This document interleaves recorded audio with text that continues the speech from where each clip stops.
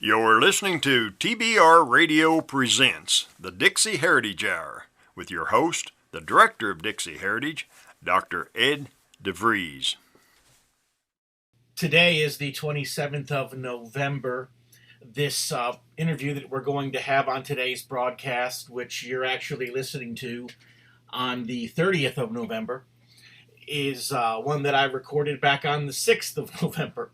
You remember, of course, the 6th of November was midterm election day across the United States. We begin with a little bit of conversation about that. Of course, at that time, there was also all of those stupid fake bombs that were supposedly being mail-bombed to all of the Democrats, and you remember that. Our guest today on our radio show here at TBR Radio Presents the Dixie Heritage Hour is Clint Lacy. Of course, our regular listeners know that Clint has been on 3 times over the last several weeks. And I would not have brought Clint back again so soon. In fact, I was planning on interviewing Clint sometime in 2019. We were going to talk about his book, False Flags, but all that bombing stuff was going on, and I thought, wow, man, this has false flag written all over it. So I called Clint. I said, hey, Clint, what do you think about this? Is this a false flag? And he goes, oh, of course it is. Of course it is. I said, well, let's talk about it on the radio.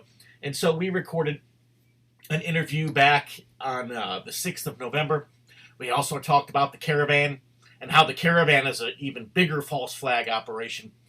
Of course, that caravan has now reached the southern border. Today, like I said, is the 27th of the month. We're hearing on the news today that over the weekend that the president authorized the use of tear gas and other non-lethal force against these people who are trying to violate the southern border, that troops have been deployed to the southern border. Today, I was listening, and it appears that most of these migrants who are crashing the borders are actually, they're not women and children as the mainstream news media would have us to believe, but they're actually able-bodied men in their 20s and 30s, and that oftentimes they are using children and infants as human shields so that our Border Patrol agents and our military will not use force against them. Anyway, but we're talking about these things before they culminated, and now you're listening to this and they've culminated, so if maybe some of our predictions didn't play out exactly the way it happened,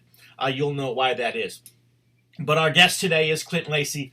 We're talking about his book on false flag operations. It's going to be a great broadcast, so let's just last jump night right the into president and Rush Limbaugh were both there in Cape Girardeau, had a big rally.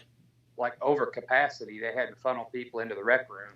You know, we had you on the show, for a few times there, fairly recently, and I was going to have you on to talk about your new book on false flags, but I was going to push that into next year. But the reason I'm doing it now is because we just had a massive false flag, but nobody's really reporting it as a false flag. The bombs. Yeah. I liked all the memes that came out afterwards, Cory Booker saying, where's my bomb? I deserve a bomb. Yeah. Yeah, that was so totally blatant. And it's a good thing because it shows people are somewhat awake now. One of the things that I noticed, and I wasn't the first one to point this out, I think Rush Limbaugh may have pointed it out even before I did, was that if you looked at this guy's van, the bumper stickers weren't even faded. He had this old van with these brand new bumper stickers on it. If that wasn't a put-up job, I don't know what was. Well, not only that, but if you got to reading on him, before he had his van plastered in Trump stickers, it was Native American stickers. And he's not Native American, he's Filipino. Okay. So, obviously, you can't go by what this guy says he is. And then as my life account, I guess if you're a member, you can go in and change anybody's profile, which I don't understand that. But it was switching from Democrat to Republican to Green Party, and they were saying he's Republican. I don't see how you can determine that when it's proven it can be so easily hacked. So this guy is a Filipino white supremacist, then, is what you're telling me. Filipino with identity problems. Okay, because I know some in the media were trying to, claim this guy was some kind of a white supremacist. So I'm just putting it out there now. Apparently he was a Of course, Rob Schneider. You remember Rob Schneider from Saturday Night Live? Yeah. He told Adam Sandler one time that he was a Filipino Jew. Well, he says he is. Which is why it was okay for him to eat pork, because apparently Filipino Jews have a different dietary law than all the other Jews in the world. Yeah. Yeah, I seen a stand-up special with him. He said he was a Filipino Jew. So apparently this guy's a Filipino white supremacist. Well, according to the media, yeah. The media never even mentioned he was Filipino. Okay. But I never saw a picture of him, so... You remember George Zimmerman? Got shot Trayvon Martin. Media portrayed him as white, and he was Hispanic. Right. That's just what they do. Well, did you hear Don Lemon's little bit on CNN Sunday? He's calling for a travel ban on white men now because of this. Yeah, and he's gay and he's married to a white man. Yeah. How are they going to travel? Yeah. We'll come back to this whole bombing thing. I guess tell us about your book. Your book's titled False Flags. It's called A Truth Seeker's Guide to False Flags. And it's a history of false flags from America's founding until the 2016 election. There's a couple of them I didn't put in because originally this was going to be entitled A Beginner's Guide to False Flags. But TBR kind of figured out that there's really no beginners in their knowledge to false flags for their audience, so they changed it to A Truth Seeker's Guide. So how did you decide for TBR to publish the book? Was it a situation where you just naturally went there because you write for the magazine, or was it a situation where other publishers had said they didn't want to touch the book? I didn't even try other publishers. TBR's editor, Paul Angel, has a small publishing company, and that's who published Blood in the Ozarks for me. So it just seemed natural for me to pitch this to him when I was writing. Well, I know the other books that you've written, like Blood in the Ozarks, were about the war between the states. They were about Missouri. And False Flags is not only a lot larger scope of history than just the war between the states, and also a lot larger field of the world, if you will, than just Missouri. What inspired you, or what got a hold of you to make you tackle such a large subject that's so far outside of what you've normally been writing about? You want the absolute honest answer? Sure. Yeah. I was sitting at home after my hip replacement. I couldn't go anywhere until I was able to walk on a cane. Couldn't leave the house, couldn't even walk out the door. That was doctor's orders. And I was climbing the walls. So I just sat down at my computer and started writing the book. Okay. And Paul liked it so much, he told me to replace my other hip. What was going on at the time that made you write about false flags? I mean, of all the things to write about when you're cooped up in the house like that, how did this subject get your attention? Well, it kind of always been in the back of my mind. I've kind of toyed with the idea and really didn't decide, couldn't decide whether I wanted to do it or not. Like I said, I was climbing the walls. I thought I'm just going to go ahead, and it's an overwhelming subject. And I didn't know if I could write one on the subject because it's so overwhelming. But I just started with the first chapter. I went all the way back to the creation of America and then built upon that. I went through every era of American history by just doing one era at a time. It wasn't so overwhelming.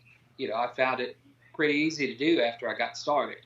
I look at my lifetime, if you will, and I see things like the Oklahoma City bombing, and I've always thought that if some, fat deputy sheriff with a donut hanging out of his mouth could solve the crime of the century 10 minutes after it had happened at a traffic stop. Yeah. Something was up with that. I never bought into that theory for a minute. It had false flag written all over it. 10 minutes into the newscast, I saw false flag written all over that thing. You go back even beyond my lifetime. You look at something like, say, the sinking of the Lusitania, and you say, well, that has a false flag, written all over it. And obviously we know the motivation for that. It was to get our country into a war. But most of our listeners would probably think to themselves, what kind of false flags were going on at the founding of our country? That's exactly what I thought after, I became educated on the subject. And what I found was when America started its rebellion against the British Empire, the colonies wanted to form a mutual protection pact. Some of the colonies were for it. Some of the colonies said, okay, but if we're going to risk ourselves like this, the British have to fire the first shot. And we've always been told that at Lexington and Concord, the British fired the first shot. They said that wasn't the case. Americans ambushed the British. And as I dug, there's actually diaries from British soldiers in that era that said the Americans ambushed them. One of the reasons we're told that the British fired the first shot was a lot of American veterans changed their diaries on the subject for future publication for their own gain. And the British soldiers' diaries, they were personal. They weren't meant for republication. So was that the only false flag at that time, or were there others? Going to maneuver a pact between colonies that has restrictions on it, then you have to make it look like they fired the first shot. Now, did it affect our history or our future very much? No, because it was going to happen anyway. But for the sake of argument, technically that was America's first false flag. There's a lot of duplicity during the Revolutionary War. For example, I've often wondered if men like Benjamin Franklin and maybe even Thomas Jefferson didn't pick the fight here in the colonies and then go to Europe to wait to see how it turned out. And, had it turned out the other way, I have a feeling that Benjamin Franklin would have been right there in the royal court, pandering to be the leader of the subdued rebellion. Very possible. He was, a lot of the stuff he did on behalf of the United States involved cozying up to the royalty. And, of course, there were a lot of other things about Benjamin Franklin. Quite frankly, he was a pervert. He used it to our advantage. Right. I could definitely see where there could have been false flags there. We don't think of it that way. Again, probably because the history is written by the victors. Right, and that seems to be the case with everything. It's written by the victors, so you're not going to get the true story. And you and I both know, as far as the history of the Confederacy goes, the quote-unquote Civil War, that was definitely written by the victors. Well, I'm going to guess you probably unearthed a lot of false flags that happened during the war between the states. In fact, the whole thing, kind of like the Revolutionary War, but on a bigger scale, the firing on Fort Sumter was a false flag, and it wasn't by the South. I believe it was Lachlan Seabrook that wrote a book on the subject. Either everything you knew about the Civil War or the South was wrong, something like that. But supposedly the Union troops in Fort Sumter were starving. That is Lincoln's reason why he sent supply ships that he promised he would never send. The fact of the matter is they had plenty of food. General Beauregard in Charleston, South Carolina, he was allowing women to take food to Fort Sumter to feed the Union soldiers, and he was allowing the soldiers to come into Charleston and get provisions. They were not starving, not even close. So, Lincoln promises he's not going to reinforce the fort, and the first thing he does is reinforce the fort in order to get the South to fire the first shot, so he doesn't look like the aggressor, when in fact he was the aggressor. And the reason he was the aggressor was 80% of the United States tax revenue was coming from tariffs on imported goods coming through southern ports. And they were going to fund public works projects in the north. So the South was paying 80% of the taxes and seeing nothing of it. So was the Fort Sumter the only false flag then, or I'm sure there had to have been several? It's the only one I really wrote about. Okay. Yeah. That's what got the war rolling, really, was this false flag to resupply these starving soldiers that weren't starving. And basically what I did is go through each era and cite one example. Okay, so what were the eras and what were the examples? And let's just go through them one by one. Okay, well, we already did the Revolutionary War. That was a compact between colonies who agreed to mutual protection if we did not fire the first shot. Lexington and Concord, we ambushed the British and made it look like they fired the first shot. The War of 1812, that was actually an operation to seize land in Canada, believe it or not. That's how that got started. And they thought the Canadians would totally support us, and that wasn't the case. Civil War. So then you're saying the Americans started the War of 1812 and not the British? Yes. As unpopular as that may be to say, yes, that's true. Civil War, War of Northern Aggression, that was Lincoln conducting a false flag to get the South to fire the first shot in order to protect his income through tariffs coming through southern ports. That is the whole reason he did not want the South to secede, because, quite frankly, he didn't care about the blacks. He didn't care about the slaves, and he said it time and time again until it was convenient what was it, 1863, they passed the Emancipation Proclamation. The election of 64 was coming up. Things were not looking good for Lincoln because the war was having an effect on the people, a lot of casualties. He might have been able to talk Northerners into a war to preserve the Union, but he was having a hard time talking them into a war to free the slaves. But it looked good. It looked good to say that the war was a moral, just cause now, which would have been slavery, the emancipation of slavery, instead of it being a war to protect his revenues. Go ahead and interrupt here, and we're going to interject a commercial very briefly, about 60 seconds, for Clint and I's favorite magazine, the Barnes Review, and then we'll be back with our guest, Clint Lacy, talking about his book on false flags. If you love listening to the Dixie Heritage Hour, then I know that you'll love reading the Barnes Review. The Barnes Review is one of my favorite magazines. I began reading the Barnes Review long before they became a sponsor here on the program. In the Barnes Review, you will read vignettes of man, from the prehistoric to the very recent, from forgotten races and civilizations to first-person accounts of World War II and the late Cold War.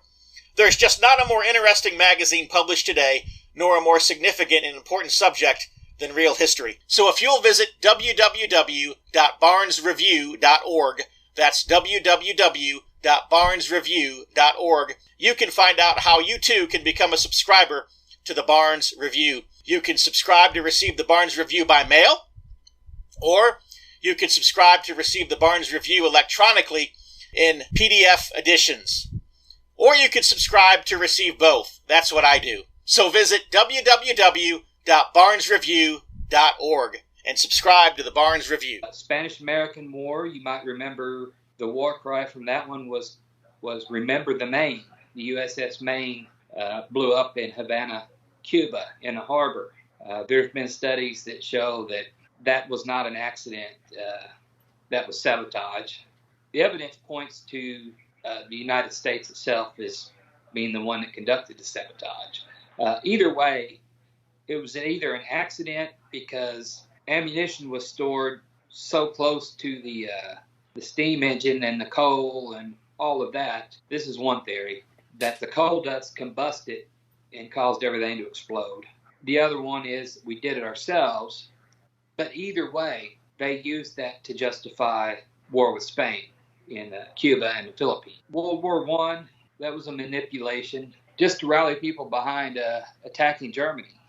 World War II, Franklin Delano Roosevelt, whose signature program was to put people to work in the civilian conservation corps to give them employment during the Depression, that was playing out. It was no longer working. Everybody knows you can only do that for so long, and it's going to implode. And it was imploding while he was telling the American people, we will not send our boys to fight a foreign war. Secretly, he and his cabinet were reassuring Winston Churchill that we will be in a war. In fact, they did everything they could to provoke the Japanese, oil embargoes and things of this nature. And they had plenty of evidence in advance that showed Japan was going to attack Pearl Harbor, yet they allowed it to happen. And the reason they allowed it to happen was because Roosevelt wanted the war. He needed the war because, like I said, his New Deal policies were no longer working. Winston Churchill wanted the war as well. Germany tried several times to negotiate peace with him. Churchill wanted none of that because he wanted the war too. Germany was an economic competitor to Britain. So they had this kind of unholy secret alliance where they allowed the war to happen. You know, they made sure that we participated. Korean War, there's evidence to show that U.S.-backed troops and CIA operatives were going across the southern border into North Vietnam and conducting operations there in order to provoke them. Vietnam was based on the Gulf of Tonkin incident in which supposedly Vietnamese ships attacked U.S. naval vessels twice, when the fact was they weren't even ships, they were just little machine gun boats, I guess you could say. And that only happened once. There was never a second attack, but they ran with it in order to justify Vietnam. This is what they wanted. Iran-Contra, in which I really don't think it was Reagan. I think it was Bush was the the creator of this, but they were flying drugs into the airport at Mena, Arkansas, northwest Arkansas in the mountains there. And they would sell the drugs. It was a distribution point. The CIA would sell the drugs, and they were taking the revenue to fund those who were fighting the communists in Central America. President George H.W. Bush, the father, and future President Bill Clinton, who was being paid to look the other way, in on this together. Well, if you remember in 1992, when Ross Perot was running for president as the independent against George Bush and Bill Clinton, if you remember, he tried to bring this to the nation's attention. And Bush and Clinton pretty much joined ranks behind him to basically just destroy him over it. You know, there's even rumors out there that Perot himself received threats against him and his family if he did not drop out, because he was on his way to winning that thing. And then he dropped out. And then he came back. Well, by then, nobody was going to vote for him because, you know, they felt like they couldn't trust him, which is, you know, probably what the powers that be wanted. Manuel Noriega, the invasion of Panama, basically he was a drug competitor, plain and simple. So he had to go. Then we get to Oklahoma City bombing, the Murrah building in Oklahoma City, Oklahoma. Supposedly blew up from a truck bomb that was parked outside, full of made from fertilizer and diesel fuel. And I just don't see how a truck parked outside exploding is going to bring down half a building. After that happened, witnesses talked about hearing bombs go off. It was much like the World Trade Center, where they talked about hearing several bombs go off. And then, you know, Timothy McVeigh was the patsy on that one.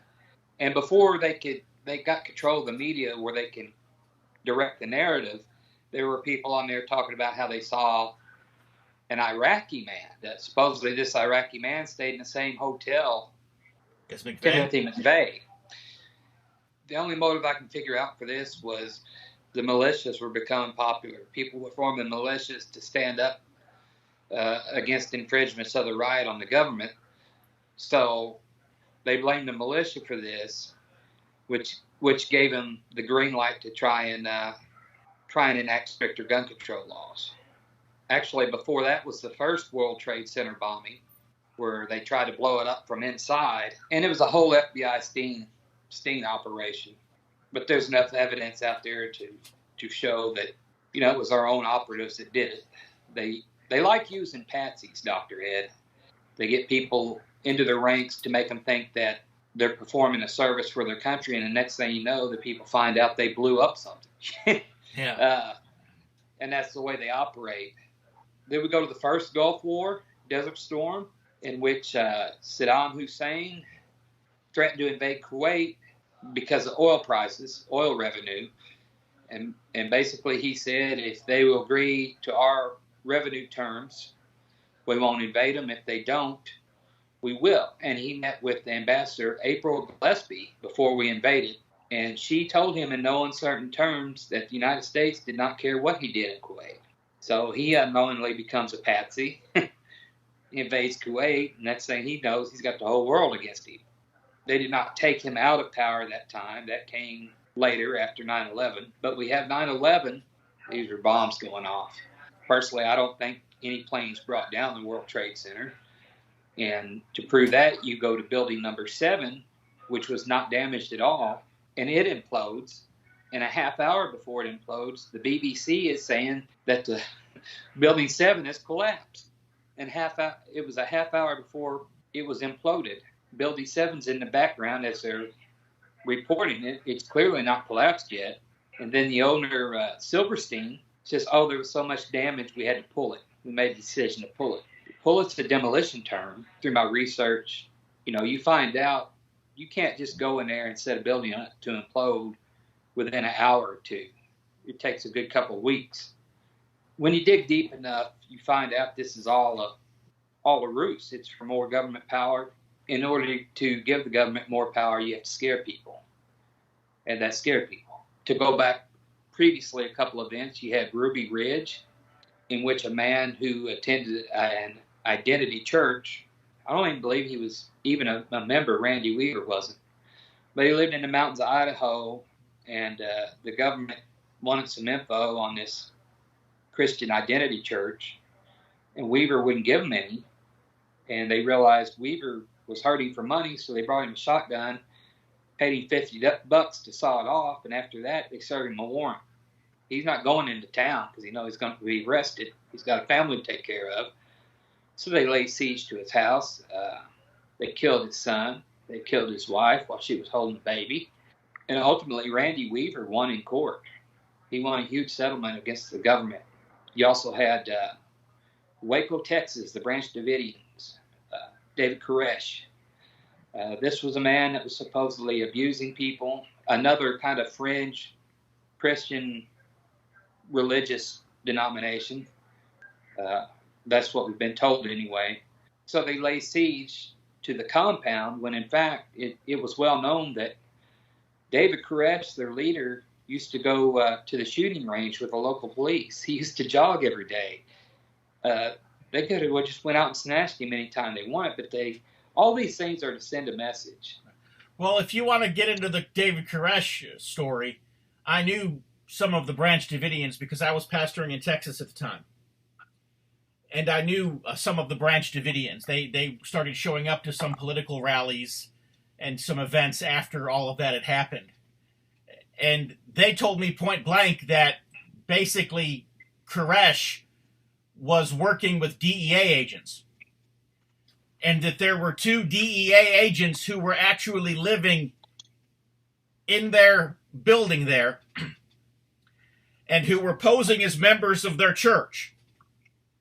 Yeah. Specifically because that's where they were hiding to do their investigation from. And that essentially they had uncovered all of the evidence in that George Bush, Bill Clinton drug smuggling operation that we talked about earlier that was tied into Iran-Contra. The same one that Ross Perot had discovered the goods on was that David Koresh knew about it, that the DEA agents had uncovered it, and that all of the evidence that would have implicated Clinton and Bush was on computers in that building. They were on the computers of those DEA agents, which is why they entered the building not through the ground floor, but through a second-story window, because the target was the computers in the room where those DEA agents were living, sleeping, working, etc. And the reason that whole place had to be burned to the ground, and also the reason why the mock-up Waco compound was built by George Bush during his presidency, and the raid was followed through with and actually executed during the Clinton presidency, is because those 2 guys were holding hands on the thing because they both had to make sure that the goods didn't come out against them. Well, once again, there you go. You got a guy that thinks he's helping his government. It's too late when they find out they're a patsy. You know, my advice based on my research of this book, if they want you to help them with anything, politely decline. Well, the 2 DEA agents that Koresh was letting live in his compound were killed during the raid. And in the aftermath, of course, you know, the official report, they weren't DEA agents, they were Davidians. It's funny because the man that wrote the foreword to my book, Matthew Raphael Johnson, the Barnes Review and American Free Press, that used to be called the Spotlight years ago. And they actually put a picture of this postcard that they received a week before the bombing occurred. And it showed an Oklahoma dust storm with some vague messages on it. And they sent it to the FBI because if they didn't send it to the FBI, they would have been accused of obstruction of justice. But they never heard anything again after they sent them that postcard. And like I said, this was like a week before the explosion took place. So they were flaunting it to them, saying, hey, this is what's going to happen. You can't do anything about it. We're letting you know right now. Well, I'll tell you what happened to me right after September 11th. I would say probably about 3 weeks after September 11th. I was preaching at a church just outside of York, Pennsylvania. There was a man in the congregation who was the manager of the local Social Security office. And he got up and left during the middle of my sermon. And I honestly thought it was just because he was that offended over what I was preaching. And the message I was preaching, and I was preaching a message in the aftermath of September 11th, and the title of the sermon was "America is Praying, but She's Not Repenting." And what inspired that sermon and that sermon title was a few days before I was driving through Toledo, Ohio. And as you're driving up the U.S. highway there in Toledo, Ohio, just before you get across the line into Michigan there's all kinds of like strip clubs, dirty bookstores, stuff like that. Yeah, you find those around military bases too. Yeah, and there was this one strip club, and the sign said, "We're praying for America." It was the marquee on the strip club. They were the ones praying. Yeah, and so I thought to myself, America's praying, but she's not repenting. But anyway, so I'm preaching this message. And I really just thought that this Social Security administrator had just gotten, that upset over what I was preaching and had left.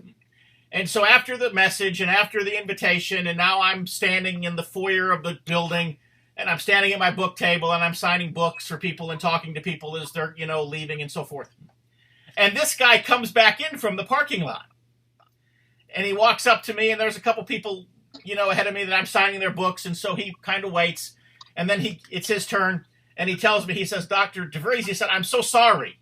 He said, I didn't mean to just get up and leave on you the way I did so abruptly. He said, "But there's something that you have to see." And he shoves a book in my hand. It's a paper-bound book with those spiral comb, bindings. You know what I'm talking about? Yeah. And it's got a picture on it. It's a blue, kind of like cardstock cover and the cover on it is the Twin Towers with a 747 flying into them. Holy and cow. Smoke coming out of one of the towers. And he says, flip the page. So I flip the cover over, and on the cover page, it says that it was printed in the U.S. government printing office in Pueblo, Colorado. Yeah. And he told me, he said 3 months ago, he said there was a big series of trainings. He said every government agency had to send every one of their employees to these trainings. He said they didn't all happen on the same day because we couldn't shut the government down. He said, but over the course of several weeks, he said everybody who works for the federal government went to one of these trainings, and the training was on specifically if there were a major terrorist attack in the United States, what would your agency, so in this case, what would the Social Security Administration do in the aftermath of this, horrible, devastating terrorist attack or national catastrophe?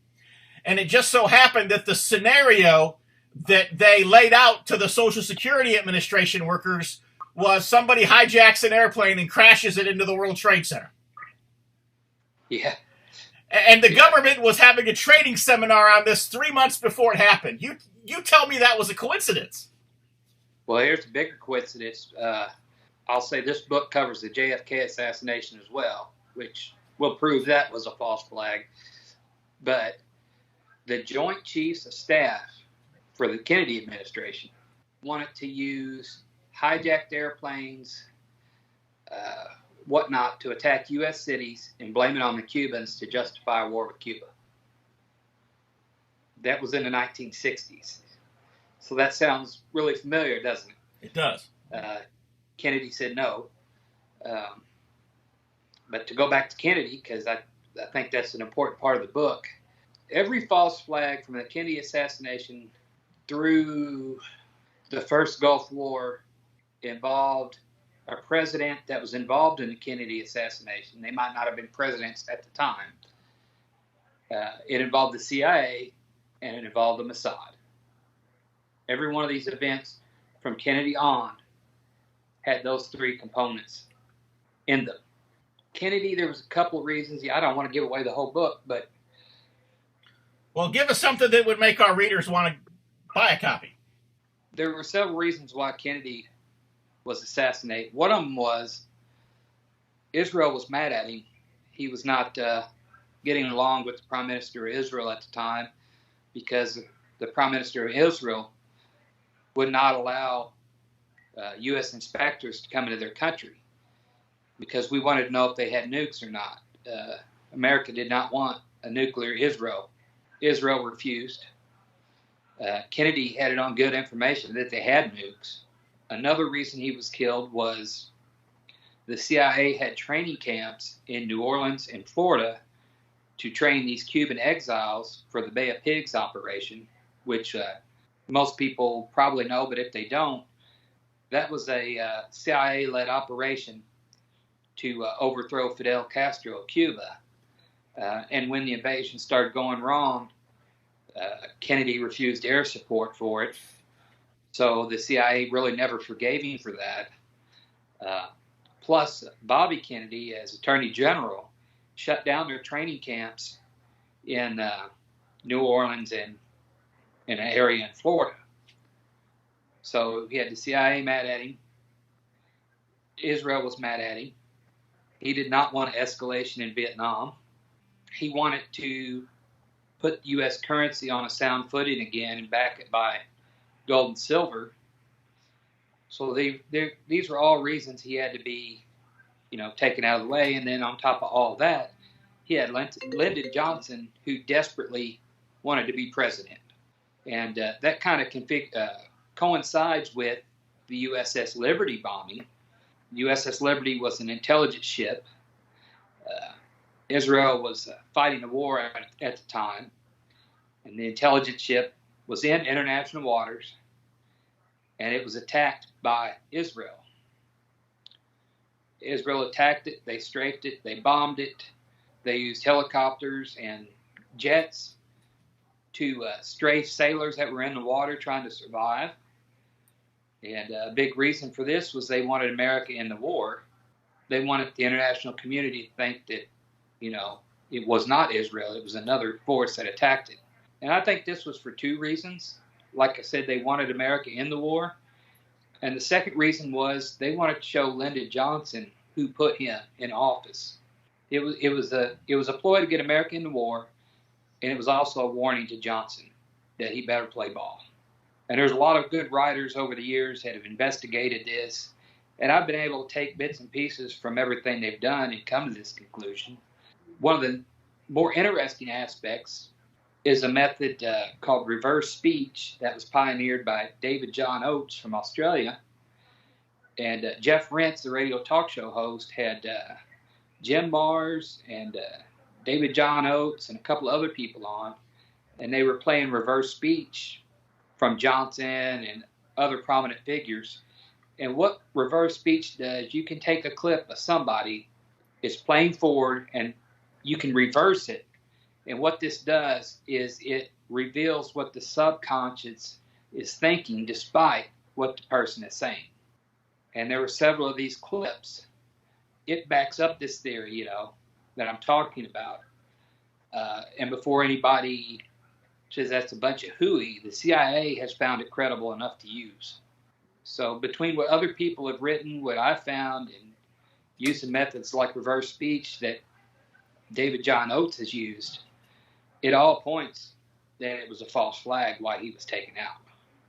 This is a good place to interject our next commercial for the American Free Press, and as soon as that commercial is over, we'll be back with our guest, Clint Lacy, talking about his book, False Flags. Particularly, we'll begin discussing the earmarks of how we can look at something maybe that we see in the news or that we read in the newspaper, and what are the earmarks that will indicate to us that this might be a false. If you're like me, and I'll bet you are because you're listening to the Dixie Heritage Hour, you like to be on the cutting edge of honest news and accurate information.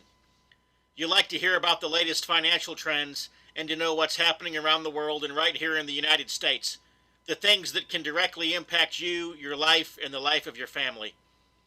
And if you're like me, you do not rely on the mainstream media to obtain this information because, frankly, you know that you just can't trust them. Fortunately, there is an alternative news outlet with a long-established track record for honesty and integrity, and that is the American Free Press. AFP is the preeminent alternative, independent news source for honest, hard-working, truth-loving Americans. AFP is the antithesis of the controlled, lamestream media. AFP is employee-owned and has been so since its founding. Because of that, AFP never has and never will allow advertisers or special interests or big money to dictate what appears in the pages of the American Free Press newspaper.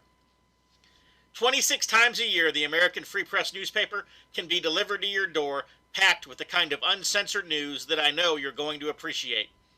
AFP covers the stories and tells the truth that the lamestream media is frankly scared to touch.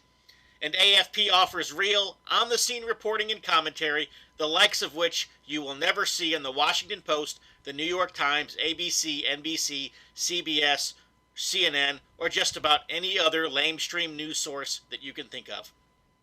That's right, there's only one national populist news weekly staffed by an unsurpassed team of veteran investigative journalists who will dare to rip the veil off of many of the major news stories that are being censored and suppressed by the big money controlled media monopoly. And that's the American Free Press. AFP publishes exciting, in-depth, uncensored news and information that's grassroots and patriotic, information that Americans need to know in order to combat the growing police state. AFP stands firmly against the New World Order and against those who are working to establish a global plantation under the rule of a powerful few. In short, AFP is your voice. If you have any doubt why they want to silence AFP, you must be relying on the lamestream media for your news, and folks, that's a big mistake. If you're ever dissatisfied with your subscription to the American Free Press, their guarantee is that you just drop them an email and they will gladly refund the unused portion of your subscription. So what are you waiting for? Visit www.americanfreepress.net. Once again, www.americanfreepress.net. And find out about the American Free Press. Do it today. What are the indications? In other words, what are the points that you can look at in any event? And if they're there, the markers, if you will, that you could say, yep, that's probably a false flag. Well, you have to be able to find the information to back it up. But that's really no problem. One of the more wonderful aspects of the internet now is that the congressional archives are now online, a lot of them. You can go to archive.org and type in a subject, and it will show you all the books on that subject, and then you can open the book and type in a keyword you're looking for, and it will highlight little tabs at the bottom of the screen you can click on that has that information regarding that phrase. Besides that, what you want to ask yourself is who really gains from this? Who really gained from Kennedy being assassinated? Well, the CIA gained, Israel gained, the military-industrial complex gained, Lady Bird Johnson gained because she owned the construction company that was doing all the contracting for the bases in Vietnam. The Johnsons did. And September 11th, who gained? Well, the government gained. How did they gain? They were able to pass such stringent laws that invade your privacy and your safety. Well, supposedly for your safety, but can threaten your very freedom, can threaten your livelihood. Their powers grew immensely. And why did they grow immensely? Because Americans wanted to be safe, even though their own government conducted this operation. So it's a real tricky deal, you know. I mean, the government carries out the attack and then gets you to support these intrusive laws and restrictive laws on your liberty because you want to be protected from another attack. But guess what? They're the ones that did it in the first place. You know, I've often wondered why there was not, for example, after September 11th, why didn't the airline industry, or at least just one or two airlines, just decide, you know what, we don't want these regulations? I mean, ultimately, what would have happened if United Airlines would have just gone forward with business as usual? And who knows, maybe the Air Force would have shot a 737 out of the sky with 200 passengers in it. Maybe they would have done that. But I don't think so. Some people think that's what happened in Shanksville, Pennsylvania. With the plane, you know, remember the Let's Roll? The passengers took over the plane. Right. They tried to wrest control of the plane from the terrorists. Well, you know, the funniest thing about that, the most strange thing about that, there's no wreckage in that hole. There was no wreckage in that hole at Shanksville, Pennsylvania. It was just a crater. Where's the pieces of aircraft aluminum? Where's the engines? Right. I mean, you should see all this from where the plane crashed, but you don't. It wasn't there. And I'm sure the airlines probably get subsidized as well. So they're going to go along. Well, you talk about where was the wreckage. One of the things that I always wondered about the Pennsylvania part of that story is the next several times that I flew after September 11th, I intentionally tried to make a call on my cell phone from the sky. And you couldn't do it. I will say that once you hit about 5,000 feet, your cell phone stops working. Uh-huh. Yeah, I've read that too. But yet all these people got calls from their loved ones. Exactly. Right. One of the questions is, well, if it didn't crash in Pennsylvania, what happened to the passengers? I don't know. I don't know the answer to that. Maybe it was just shot down and blew to pieces. I don't know. I don't know what happened to the people. Most likely they're dead. Right. Or they were sent somewhere and said, never speak of this again to anybody. I know that there's one working theory that the plane was just flown out to sea and landed into the water. And it's buried at the bottom of the ocean somewhere with however many people on board of it, in a watery grave, and that maybe that's why they were able to make their phone calls, because they were at a low altitude. Well, that would make sense. I mean, it's certainly possible. But like I said, there's so many things that don't add up. Like the hole in the Pentagon.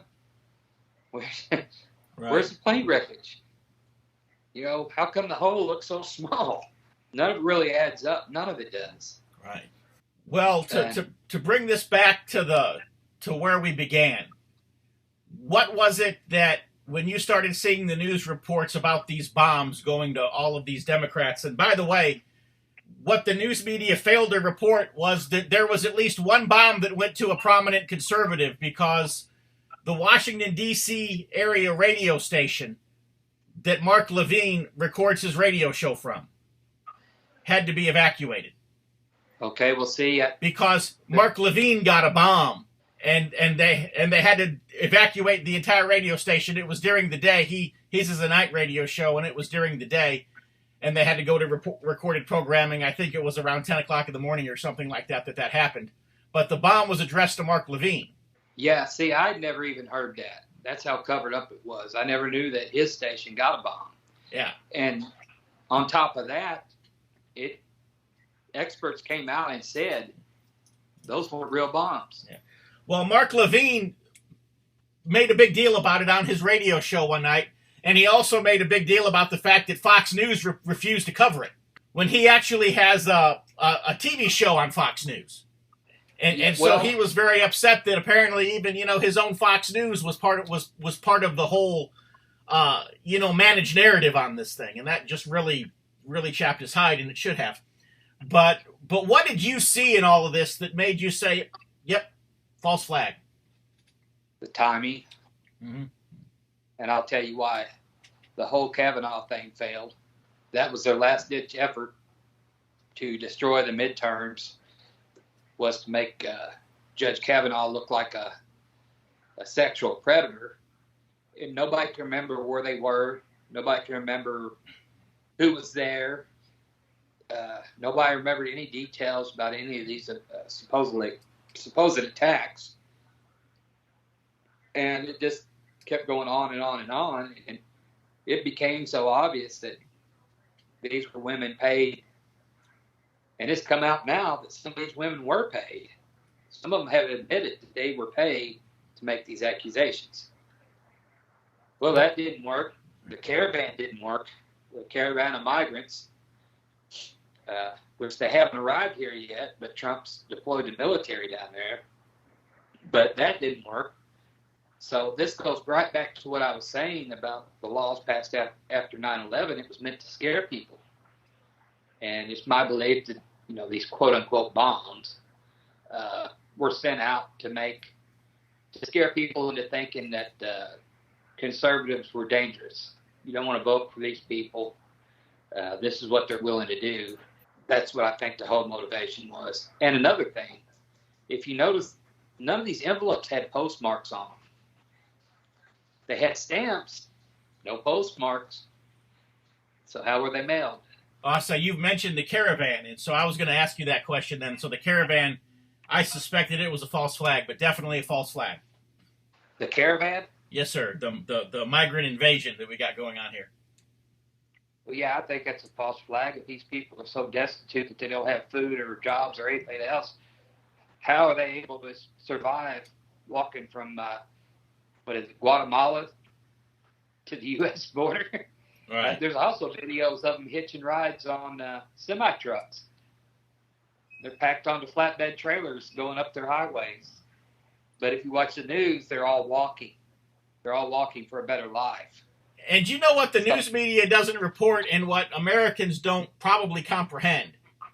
Because the weather's starting to cool down throughout the United States, even in places like Florida and South Texas, where you have nice weather year-round. It's still, the weather is still getting down into the 50s at night, and it's, we wake up in the morning and it's in the early 60s, and, the weather never breaks 80 degrees now here. But you go down to South Mexico, or you go down to Belize or Guatemala, or for that matter, you even get just, 300 miles south of the Texas border into Mexico. And they're still having 100-degree days down there. These people aren't walking in, in cool fall breezes. I mean, they're walking in sweltering 100-plus degree, high humidity, sweatshirt, off heat. And they have to stay hydrated and, everything else. Yeah. The police in Mexico and the authorities in Mexico, they're getting firebombed and shot at and everything else from these peaceful migrants as they're coming through their country. Some of them even admitted they've been deported several times, that they're murderers, that they're rapists, that they're thieves, and that they're coming back. They're proud of the fact. I'm glad they're deploying the military on our border, but what I don't like is they said they're going to build tent cities for them and then investigate whether they're really seeking asylum or not. Well, how about you put the tent cities on the south side of the border instead of ours? Right. Because once they're here, they're here. So it'll be interesting to see how that all plays out. Well, for all the people who talk about how Trump overreacts to things, they should be glad I'm not the president.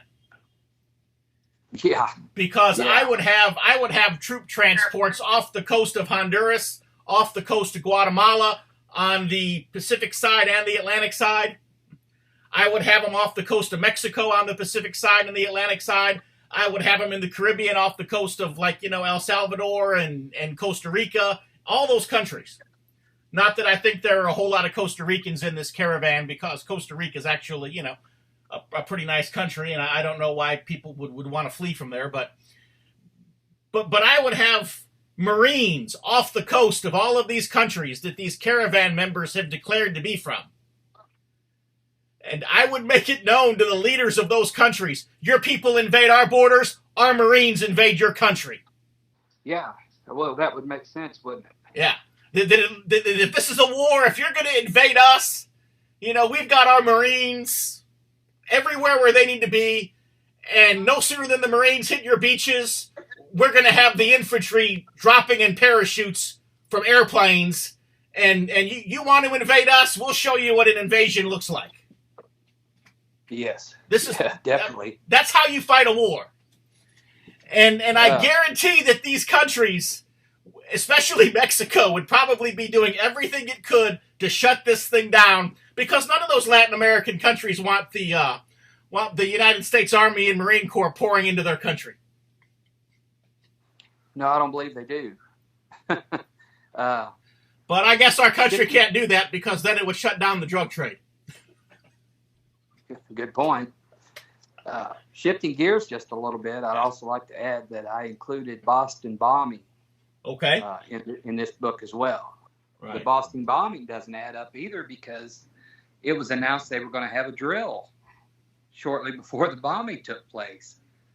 And once you get to studying false flag operations, you'll realize if you're notified that a drill is going to take place that day, it's best just to stay away from that area, because there's a bad habit of drills becoming reality. That's an interesting point to make.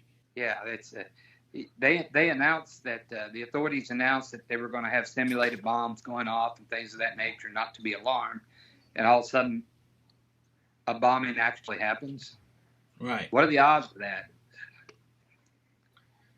And of course, this was during Obama, who probably did more than any other president or elected official in the United States to try and curtail gun purchases than anybody I've ever known of.